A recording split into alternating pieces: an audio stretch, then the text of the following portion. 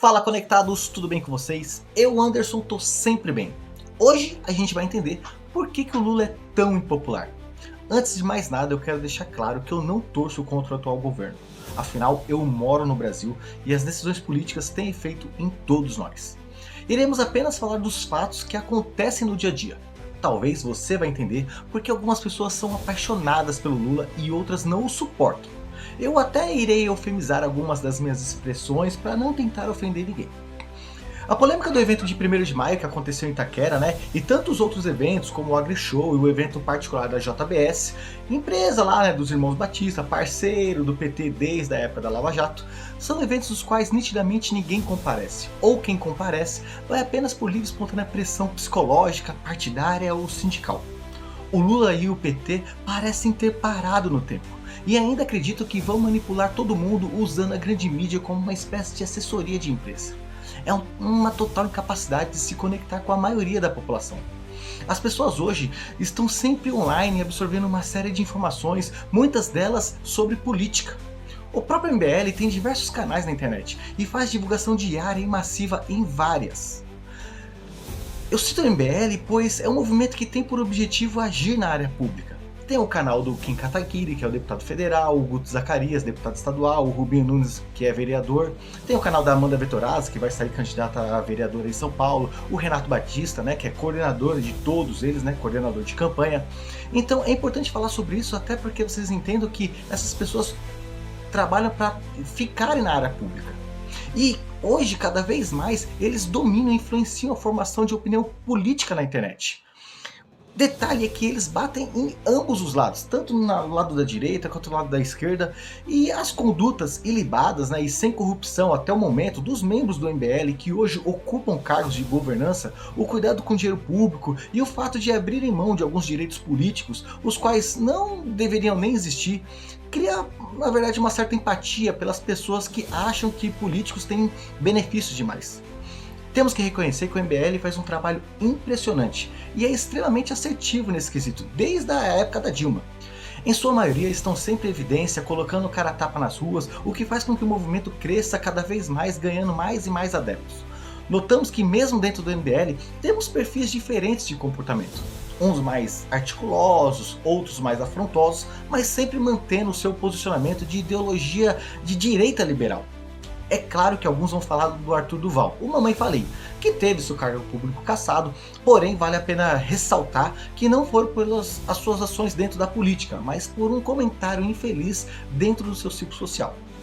Mas, como disse a Gleice Hoffmann, né, a atual presidente do PT, eles vêm do submundo da internet. Eu falo, ou vocês falam pra ela. Tem outros canais de direitas que eu poderia citar aqui.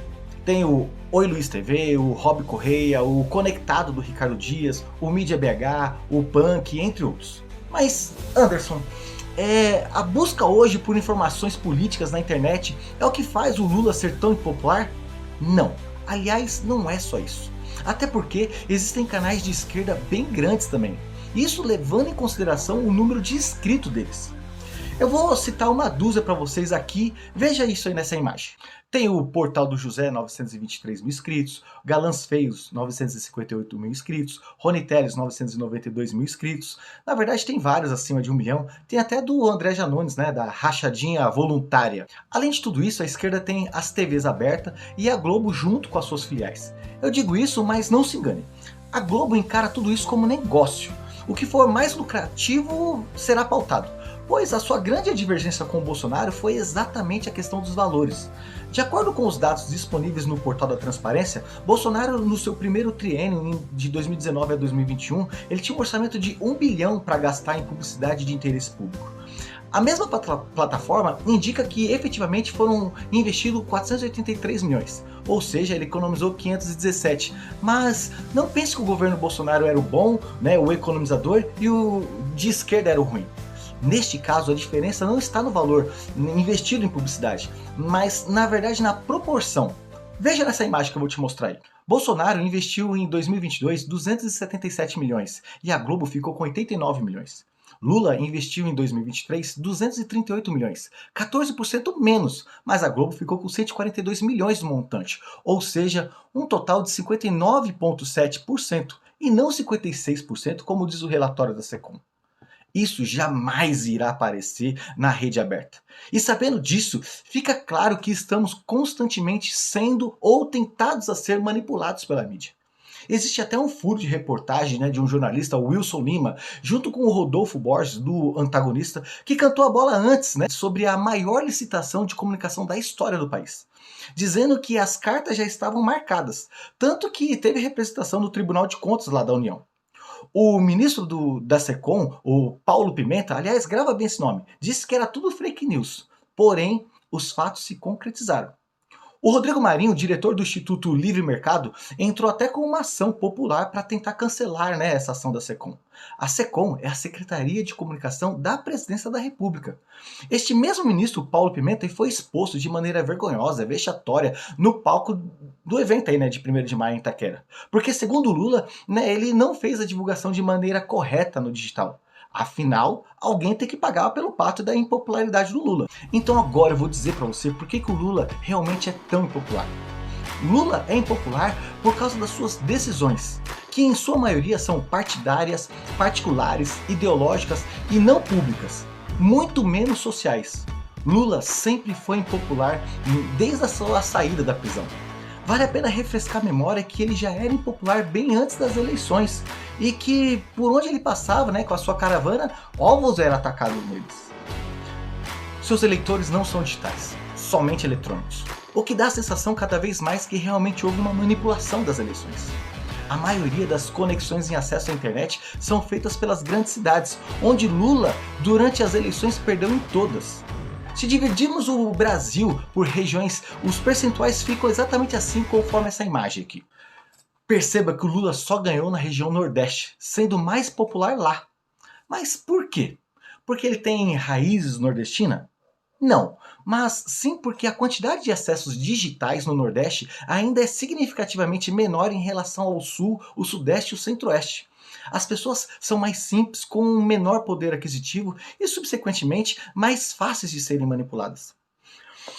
Lula mesmo disse isso sobre os mais pobres. Abre aspas. Eu aprendi que a coisa mais fácil e mais barata de um governo é cuidar dos pobres. Os pobres custam pouco, eles sempre pedem pouco, eles se contentam com o mínimo necessário para a sobrevivência. A verdade é que a mídia desistiu de defender a sua popularidade depois do último vexame, justo no Dia dos Trabalhadores. O problema do Lula não é a ausência de comunicação, afinal ele tem toda a mídia a seu favor, geralmente passando pano por todas as suas ações.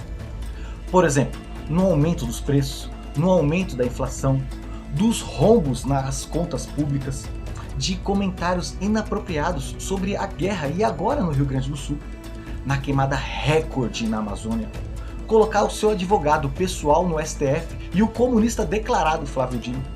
Antes ele condenava o orçamento secreto, mas mudando o nome para a emenda do relator, aí pode.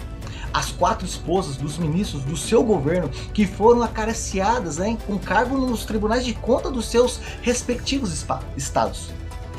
Cargo vitalício, ou seja, para a vida toda, com salário de R$35 mil. As promessas de campanhas não cumpridas, a omissão de ações contra a dengue, não comprando a vacina. Se fosse o outro lá, já teria sido chamado de genocida. Veja que a mídia praticamente não falou nada sobre o filho do Lula. E a acusação de agressão à sua companheira, a Natália Schincariol. Vale lembrar também do corte de 107 milhões do programa Farmácia Popular, do corte de 280 milhões do MEC, as 3.783 obras de educação básica parada, 125 toneladas de leite que foi para Cuba e ainda se comprometeu de enviar arroz, milho e soja.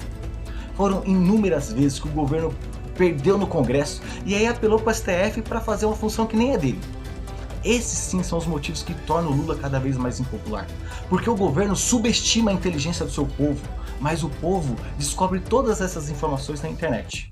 O evento do dia 1 foi apenas a gota d'água, pelo menos para a imprensa, que tem que usar as suas limitadas criatividades para defender alguns fatos indefensáveis. Um evento no meio do maior centro eleitoral do país, pago com 250 mil reais da Lei Rouanet, com showmício escancara sua total impopularidade. No fundo, é uma pena. O Brasil é uma grande aeronave com milhões de pessoas, mas nem todos podem pular fora. Mas se essa aeronave for de mal a pior, as consequências são generalizadas. Eu espero que o nosso presidente e o seu governo possam fazer uma reflexão, assim como você que está me assistindo. Espero que eu tenha realmente agregado informações relevantes. E antes de acabar, se você chegou até aqui, deixa aquele like, o seu comentário, até para a gente interagir. Não custa nada para você, é muito importante para mim. É só clicar e comentar. Esse é o Democracia Conectada. Um grande abraço, até o próximo vídeo.